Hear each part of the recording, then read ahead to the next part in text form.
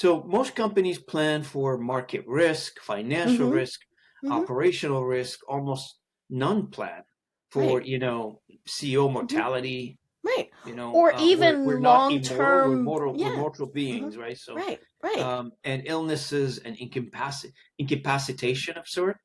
I think it's a blind spot on a It strategic is. level. It's a Oh strategic yeah. negligence. Hmm. Right.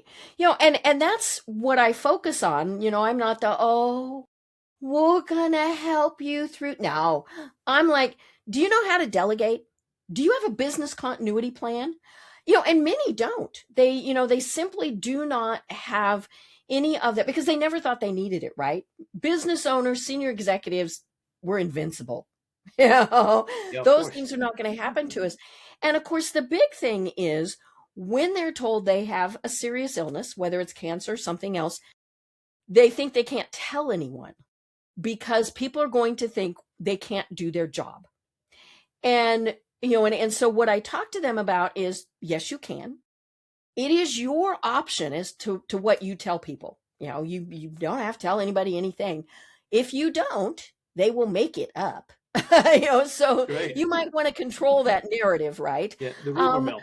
yes, yes. And you don't have to go into detail. You can just say, I'm going through something medically.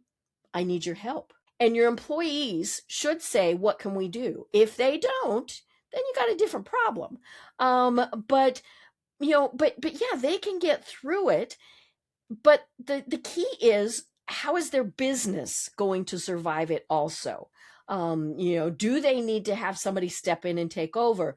Do they think, my priorities have changed. I don't want to do this anymore. Can they really have other people do part, some, all of what they do? And that answer is usually yes. That's right. And you bring a very valid point um, where people are afraid of facing reality because they're worried about their job. That's such a silly thing.